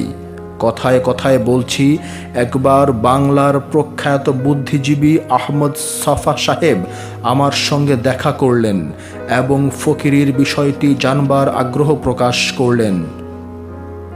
আমি বললাম, যদি সত্যিই আপনার সামান্য আগ্রহ থেকে থাকে তো আমার কাছে চুক্তিভিত্তিক মুরিদ হতে হবে এবং আমার কথা মতো ইসলামিক তরিকায় 120টি দিন ধ্যান সাধনা করতে হবে। যদি সত্যের দেখা না পান তো আপনার যা ইচ্ছে তাই গালি দেবেন আর আমি মাথা পেতে নেব। আহমদ সাফা সাহেব বললেন, ধরুন বাবা পেলাম না। আমি বললাম, রহস্য লোকের কিছু না কিছু পেতেই হবে, আর যদি একান্তই আপনার তকদিরে ফকিরি না থাকে তো আপনাকে ধ্যান সাধনা করতেই দেবে না। যতই ইচ্ছা শক্তি প্রয়োগ করুন না কেন, পাছায় লাথি মেরে উঠিয়ে দেবে। আর পাবার যোগ্য হলে এই 120 দিনের ধ্যান সাধনায় কিছু না কিছু অবশ্যই পাবেন। ইহা কোরআন এর কথা, অনেকে বুঝে উঠতে পারে না। সূরা তাওবার 2 নম্বর আয়াতটিতেই বলা হয়েছে, কেউ ধরতে পারে, কেউ ধরতে পারে না। কেউ আর্ধ শব্দটি মাটি অথবা পৃথিবী বোঝে, কেউ আর্ধ শব্দটি যে দেহটি বোঝায় এটা বুঝতে চায় না। আরবি বড়ই গরীব ভাষা, একটি শব্দ দিয়ে অনেক রকম অর্থ হয়। তাছাড়া সুফিবাদের গবেষণা করতে গিয়ে পুরনো ফার্সি ভাষায় রচিত অনেক বই পড়তে হয়েছে এবং অবশেষে হজরত বাবা বু আলী শাহ কালান্দারের দেওয়া মোরাকাবাটিকে অগ্রাধিকার দিয়েছি। আলাউদ্দিন কালিয়ার সাবেরির মোরাকাবাটিও বিশেষ গুরুত্ব বহন করে আমার মতে। বাবা বু আলী শাহ কালান্দারি বলেছিলেন যে 120 দিন আমার কথা মতো ধ্যান সাধনা করে যদি কিছু না পাও তো 2 হাতে 2টি পাথর নিয়ে আমার মাজারে ছুঁড়ে মেরে দিয়ে বলে দিও যে কালান্দার মিথ্যুক। অধম লেখক কালান্দারের কথাটিতে বোবা চ্যালেঞ্জের গন্ধ পেলাম, যদিও তিনি কোনো প্রকার প্রকাশ্য চ্যালেঞ্জ দেন নাই। তবে তার কথা ও ভাষার শৈলী দেখে বুঝে নিতে চাইলাম যে এটা এক ধরনের বোবা চ্যালেঞ্জ। আসুন না, দেখুন না, একবার না হয় পরীক্ষা করলেনি। ডাইনোসর আর মমির কঙ্কাল নিয়ে কাটিয়ে দিলেন বছরের পর বছর। এগিয়ে আসুন, কথা দিচ্ছি। সাধনাটি করার পর আমাকে জিজ্ঞেস করতে হবে না, বরং আপনি আপনার চোখের জলে অবনত মস্তকের লাজুক ভঙ্গিতে খান্নাসরূপী খেসালতের রূপটি দেখার ঘোষণা করে যাবেন। তাই ফকিরিতে অনুমান নাই, ফকিরিতে দেহ ত্যাগের পর পাবার কথাটি নাই। ফকিরিতে আছে প্রত্যক্ষ প্রমাণ, ফকিরিতে আছে দেহের মাঝেই বাস করে দেহের রহস্য ভ্রমণ। যে ফকিরিতে অনুমান করা আর বাকির কথাটি শোনায় সে ফকির নয়। তাই নকল ফকির দিয়ে আসল ফকিরকে মাপতে যাবেন না। নবাবপুরের রথ খোলার ভেজাল দুধ খেয়ে সবই ভেজাল দুধ বলতে যাবেন না, কারণ গ্রামে গঞ্জে এখনো খাঁটি দুধ বিক্রি করার জন্য কাঁচা গলা মোমের মতো সহজ সরল কৃষককে দাঁড়িয়ে থাকতে দেখবেন। মরণকালে দয়াল তুমি দেখা দিও, ছ্যাচড়া ফকিরের ব্যর্থ বিলাপ। সুফিবাদের দর্শনে হাসির খোরাক এবং দুনিয়ার দার্শনিকদের দৃষ্টিতে ইলিউশনের টিটকারি মার্কা বিদ্রুপ আর ঠাট্টা। এরা নফসের রহস্যই বোঝেনি, বাজে পেঁচালের ধাঁধা দাঁড় করায়। এরাই রুহুকে ভাগ করে ফেলে, এরাই রুহুকে নুরানি মাখলুক বলে, এরাই রুহু বিষয়ের কিছু না বুঝে বলে রুহে নাবাতি, রুহে জামাদি এবং রুহে বাতেনি। ভুল আর ভুল শিখতে গিয়ে অবশেষে নিজেই ভুলের মাঝে ডুবে থাকে। এরা রক্তের শ্বেত কণিকাকে জোর করে ভাগ করতে চায়, যার বিভাজন নাই তারই বিভাজন করে লোক হাসায়। এরকম ফকিরি হতে যত দূরে থাকা যায় ততই মঙ্গল। কোথায় খাজা বাবার ফকিরি আর কোথায় এদের ফকিরি, কোথায় শক্তির পূজারি আর কোথায় প্রেমের পূজারি। প্রেমের পূজারীকে শক্তির পূজা করছে বলে মনে হলেও পরে দেখতে পাবেন প্রেমের পূজারীর ওটা ছিল বিনয়, ওটা ছিল বিদায় করে দেবার একটা কৌশল। অথচ শক্তির পূজারীকে প্রেমের পূজা করছে বলে মনে হলেও পরে দেখতে পাবেন আসলে শক্তির পূজারী। আই রিপিট, প্রেমের পূজারীকে শক্তির পূজা করছে বলে মনে হলেও পরে দেখতে পাবেন প্রেমের পূজারীর ওটা ছিল বিনয়, ওটা ছিল বিদায় করে দেবার একটি কৌশল। অথচ শক্তির পূজারীকে প্রেমের পূজা করছে বলে মনে হলেও পরে দেখতে পাবেন আসলে শক্তির পূজারী। বিবরণ দেওয়া যায়, লিখে জানিয়ে দেওয়া যায়, কিন্তু বলার কিছুই থাকে না। যিনি বা যারা শক্তির পূজা করছে এটা তার অথবা তাদের তকদির। জোর করতে গেলেই ভুল হবে, কারণ তকদির খণ্ডানো যায় না। জোর করে প্রেমের জলসায় বসিয়ে দিলে পায়খানা পেশাব করে জলসার পরিবেশ নষ্ট করে দেবে। সুতরাং এই দুনিয়াতে যাকে যেখানে বসিয়ে দেওয়া হয়েছে সেটা সে করবেই। রসায়ন শাস্ত্রের ডক্টরেট করেও তকদির রসায়নে থাকতে দিল না, বিখ্যাত নাট্যকার আর ঔপন্যাসিক বানিয়ে দিল। আরেকজন ক্লাসে ভালো ছাত্র ছিল না, যারা ভালো ছাত্র ছিল তারা বড় বড় আমলা হয়েছিল, কিন্তু সাহিত্যিক হতে পারেনি। চিলেকোঠার সেপাই এর মতো ক্লাসিক রচনার মধ্যে বাংলা সাহিত্যে অমর হয়ে থাকবেন বন্ধুবর আখতারুজ্জামান ইলিয়াস। আর অধম লেখক সার্কের মহাসচিব রহিম, টি&টির director Fazlul Haque, roads and হাইওয়ের চিফ ইঞ্জিনিয়ার আব্দুল ওয়াদুদ ছিল প্রথম সারির ছাত্র। আমরা একদিন কালের গর্ভে হারিয়ে যাব, ইতিহাস আর বাস্তবতা তো এ কথাই বলে। ঢাকা শহরের ২ নম্বর পুরানো সিনেমা হলটির নাম ছিল লায়ন সিনেমা হল। বিখ্যাত ব্যক্তি প্রতাপশালী সর্দার কাদের মিয়া এর মালিক। তিনি সিংহের মতো এতই প্রতাপশালী ছিলেন যে সেদিন কেউ তার ভয়ে টু শব্দটি করতেন না। তাই সিনেমা হলটির নাম দিয়েছিলেন সিংহ সিনেমা হল। হাতি যতই শক্তিশালী হন, হাতির পিঠে বসে রাজা জমিদাররা যতই সিংহ বাঘ শিকার করুন না কেন, হাতি কলা গাছ খায়। তাই হাতি সিনেমা হল নামটি একদম বাজে। মানুষ মূলত হিংস্র, তাই হিংস্রতাই পছন্দ করে বলে সিংহ সিনেমা হল নাম দেওয়াই স্বাভাবিক। পাশেই ঢাকার নবাবদের বাস, কিন্তু তাদের চলন বলন তো হাতির মতো। এই পুরনো অনেক স্মৃতি জড়ানো সিনেমা হলটি এখন আর নেই। 40-এর দশক মাত্র পা ফেলেছে, বিশ্বযুদ্ধ চলছে। বলতে ভুলে গেছি যে এই সিনেমা হলে প্রায় নাটক, যাত্রা আর লখনৌর বড় বড় বাইজিদের নাচ গান হতো। একবার কাদের সর্দার চানাচুর বেচার টিনের অনেক চোঙ্গা দিয়ে প্রচার করিয়ে দিলেন যে লখনৌর নামি দামি রূপা বাইজি ঢাকায় আসছেন এবং কয়েকদিন নাচ গান দেখানো হবে।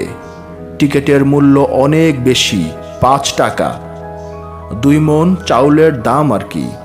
ঠিক সময় মতো সিনেমা হলে রূপা বাইজির নাচ চলছে। হল ভর্তি মানুষ আর মানুষ। সামনে ভদ্রলোকের সিটগুলো সাজানো, ভদ্রলোকেরা মুগ্ধ দৃষ্টিতে নাচ দেখছেন। কাদের সর্দার স্টেজের আড়ালে বসা, ভদ্রলোকদের সঙ্গেই বসে আছে এক জন্মান্ধ। সে জন্ম হতে চোখে দেখে না। লোকটির নাম হলো ভোলা গোয়াল। চোখে কিছুই দেখে না, অথচ নাচ দেখতে এসেছে। সবাই খানিকটা অবাক হয়েছেন, তবে বেশি অবাক হয়েছেন কাদের সর্দার, কারণ তার বাড়িতে যখন দুধ লাগে তা এই ভোলা গোয়ালই দেয়। গোয়াল হলে কি হবে, ভোলা গোয়াল আসলেই একজন অবস্থা সম্পন্ন মধ্যবিত্ত পরিবারের একজন বলা চলে।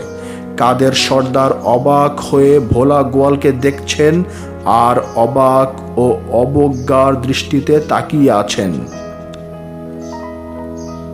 এদিকে রূপা বাইজির নাচের ঝংকারে সবাই বিভোর। পিন পতনেরও শব্দ নাই। সহসা ভোলা গোয়াল চিৎকার করে বারবার ঢাকাইয়া উর্দুতে বলছে, नाचना बंद करिए, बेसुरा होता है, बाईजी का पाँव में 2 घुंघरू कम है। সরল বাংলায় নাচ বন্ধ করুন, বেসুরা হচ্ছে, বাইজির বাম পায়ে 2টি ঘুংরু কম আছে। ভোলা গোয়াল চেয়ার ছেড়ে দাঁড়িয়ে চিৎকার করে বারবার বলাতে কাদের সর্দার নাচ বন্ধ করে স্টেজে এসে বাইজিকে দাঁড়িয়ে থাকার অনুরোধ জানিয়ে ভোলা গোয়ালকে 14 গুষ্ঠি ধুয়ে দিলেন। ভোলা গোয়াল বারবার অনুরোধ করে বলতে লাগলেন, সর্দার সাহেব, আপনি বাইজির বাঁ পায়ের ঘুংরু গুনেই দেখুন, দেখতে পাবেন ঠিক 2 ঘুংরু ডান পায়ের ঘুংরু হতে কম। কাদের সর্দার অন্ধ হবার গালি দিচ্ছে আর ভোলা গোয়াল বলছে, সর্দার সাহেব, আমার চোখ দুটো অন্ধ ঠিকই, কিন্তু দিল আমার অন্ধ নয়। অবশেষে আর কি, স্টেজেই প্রকাশ্যে বাইজির 2 পায়ের ঘুংরু 2 জনকে দিয়ে আলাদা আলাদা করে গুনতে শুরু করে দিল। কাদের সর্দার মাঝখানে চেয়ারে বসে গোনা দেখছেন আর মাঝে মাঝে ভোলা গোয়ালের দিকে তাকাচ্ছেন। গোনা শেষ, রূপা বাইজি দাঁড়িয়ে আছে। ডান পায়ের ঘুংরু কয়টা জানতে চাইলে বলা হলো 80টা সর্দার সাহেব। তারপর বাম পায়ের ঘুংরু কটা জানতে চাইলে বলা হলো 78টা, মানে 2টো কম। সর্দার বাঁ পায়ের সামনে দাঁড়িয়ে আবার গুনিয়ে দেখেন ঠিক 78টা, 2টো কম। সর্দার সাহেবের চোখ কপালে, জন্ম হতে অন্ধ অথচ বলছে বাঁ পায়ে 2টো কম, এও কি সম্ভব? কাদের সর্দার অভিভূত। স্টেজে এনে ভোলা গোয়ালকে গলায় ফুলের মালা আর 100 টাকা বকশিশ দিলেন আর বললেন, যতদিন এই হলে যে কোনো অনুষ্ঠান, যে কোনো সিনেমা চলুক না কেন, ভোলা গোয়ালের জন্য ফ্রি করে দেওয়া হলো। অন্ধ কখনো সত্যের মাপকাঠি হতে পারে না। ভোলা গোয়াল তো অন্ধ, তাহলে ভোলা গোয়ালের বাহিরের চোখ 2টো অন্ধ ঠিকই, কিন্তু হৃদয়ের চোখটি এতই খোলা যে সমস্ত হলের মানুষ, সর্দার এবং স্বয়ং বাইজি পর্যন্ত চমকে যান। এটাই বোধহয় চোখ থাকিতে অন্ধ বলার মতো। এত বড় চমক একজন অন্ধ দিতে পারে, এটা হল ভর্তি চোখওয়ালারাও ভাবতে পারেনি স্বয়ং নর্তকী রূপা বাইজি আর কাদের সর্দার। দার্শনিক সোরেন কিয়ারকিগার্ড বলেছিলেন একটি মহামূল্যবান কথা, আর সেই কথাটি হলো, যে মানুষটি সব প্রশ্নের উত্তর গড়গড় করে দিতে পারে সে একজন বিপজ্জনক মানুষ, তার কাছ থেকে দূরে থেকো। বিচিত্র মানুষের বিচিত্র প্রশ্নগুলো যেন থরে থরে সাজিয়ে রেখেছেন যিনি এই পৃথিবী তৈরি করেছেন।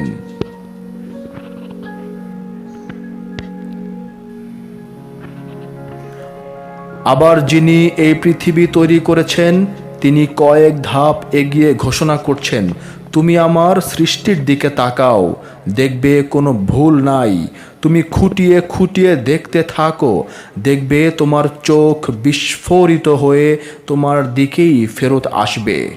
বিন্দু জল সাগরে মিশে যেতে পারে, কিন্তু সুনামির মতো মরণ ঘাতক রূপটি ধারণ করতে পারে না, কারণ বিন্দু জলের এটাই তকদির। নোবেল পুরস্কার পেয়েছেন রবি ঠাকুর। নোবেল কমিটির নির্বাচনটি ছিল অপূর্ব, কারণ তখনও প্রথম বিশ্বযুদ্ধটি শুরু হয়নি। তাই রাজনীতির চালবাজি আর কূটনীতির ভেলকিবাজি হাসি আর মেপে মেপে কথা বলার ঢং, এর পরিচয় তখনও পৃথিবী জানত না। পৃথিবী তখনও এত ছক্কা পাঞ্জা খেলা দেখাতে শেখেনি। সভ্যতার ইতিহাস যাদের অবদান এখনও স্মরণীয় হয়ে আছে তাদেরই কয়টি বিশেষ নাম হলো বিজ্ঞানে আইনস্টাইন, ছোট গল্পে লিও টলস্টয় আর কবিতায় রবি ঠাকুর। 5000 বছরের ইতিহাসে রবি ঠাকুরের মতো বহুমুখী প্রতিভা কবি একটিও জন্মগ্রহণ করেননি। যারা ধর্মের মাপ কাঠি দিয়ে সব কিছু মাপতে চায় তাদের কথা বলছি না, তাদের কথা বলতে রুচিতে বাধে, কারণ এদের পা দুটো কুসংস্কারের শেকল দিয়ে বাঁধা আছে। মহাত্মা গান্ধী রাজনীতিতে এক বিস্ময়কর নেতা। ব্যারিস্টারি পেশা ছেড়ে দিয়ে এমন অতি সাধারণ পোশাক পরে রাজনীতির মাঠে নেমে পড়লেন যা সত্যি বিস্ময়কর। মহারানী ভিক্টোরিয়া পর্যন্ত সাধু গান্ধীর মধ্যে যিশুর শিষ্য সাধু পিটারের গন্ধ পেয়েছিলেন। রোমা রোলার কাছে মহাত্মা গান্ধী ছিলেন জীবন্ত আদর্শের প্রতীক। সেই ভারতের জাতির পিতা মহাত্মা গান্ধীকে একবার দাওয়াত করেছিলেন রবি ঠাকুর। তিনি দাওয়াত গ্রহণ করলেন এবং রবি ঠাকুর শান্তিনিকেতনের সবচাইতে প্রিয় এবং বিলাসবহুল বাগান বাড়িতে তার থাকার ব্যবস্থা করলেন। বাগান বাড়ির উঠানে দুনিয়ার অনেক দেশের অনেক রকম ফুল গাছ সংগ্রহ করে লাগানো হয়েছে। অনেক ফুলের অনেক গন্ধে বাতাসে অনেক সুগন্ধির ঢেউ খেলে। একদিন মহাত্মা গান্ধী তার সেবক সেবিকাদের নিয়ে সমস্ত ফুল গাছ উঠিয়ে ফেলে আলু গাছ বুনে দিলেন। মহাত্মা গান্ধী কেদারায় বসে কেমন করে আলু গাছ লাগাতে হয় এবং কেমন করে আলু গাছে জল দিতে হয় তার টেকনিক শিক্ষা দিচ্ছেন। একদিন রবি ঠাকুর মহাত্মা গান্ধী কেমন আছেন এবং সেবা যত্নের কোনো ত্রুটি হচ্ছে কিনা জানার জন্য সেই বাগান বাড়ির দিকে চলেছেন। বাগান বাড়ির সামনে এসে দেখতে পান যে উঠানের বাগানটিতে একটিও ফুলের গাছ নাই। সব ফুলের গাছ উঠিয়ে এক স্থানে স্তূপ করে রাখা আছে, আর সেই ফুল গাছগুলোতে শুকিয়ে যাবার লক্ষণ ফুটে আছে। 7 আসমান ভেঙে পড়ল রবি ঠাকুরের উপর। এত শখের এত কষ্টে গড়া ফুল বাগানটিতে একটিও ফুলের গাছ নাই। এমন সময় মহাত্মা গান্ধী মৃদু হেসে বললেন, কবি, ফুলের গন্ধে কি হবে? ফুলের গন্ধে তো আর পেট ভরে না, তাই আলু চাষ করলাম। তোমার শিষ্যরা পেট পুরে আলু খেতে পারবে। যদি চাও তো তুমিও আলু খেতে পারবে।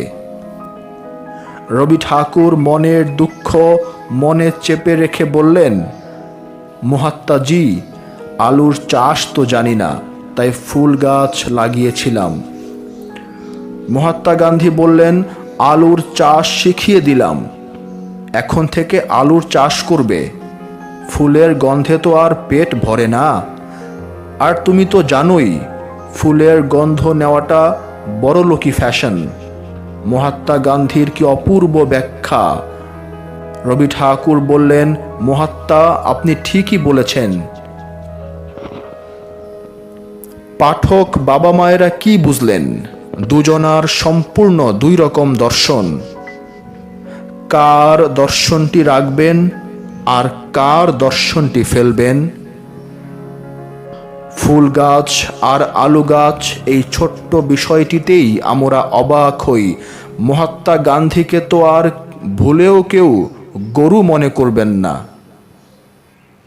তাহলে তো কেউ বলেই ফেলতো যে গরুর নাকে গোলাপ ফুল ধরে কোনো লাভ নাই, কারণ গরু ফুলের গন্ধ নিতে জানে না। বরং লম্বা জিহ্বা বের করে এক ঝটকায় মুখে দিয়েই চাবানো দিয়ে খেয়ে ফেলবে। অবশ্য পরে রবি ঠাকুর তার এক আত্মীয়কে চুপে চুপে বলেছিলেন যে, আমার পিঠে চাবুক মারলেও এত দুঃখ পেতাম না। ফুলের বাগান করাটা রবি ঠাকুরের তকদির, আর আলুর ক্ষেত করাটা মহাত্মা গান্ধীর তকদির। আমরা সবাই তকদিরের অদৃশ্য সুতায় বাঁধা, মানলেও তকদির, না মানলেও তকদির। এই তকদিরের অদৃশ্য সুতাটি ছিন্ন করে বেরিয়ে আসা বড়ই কঠিন।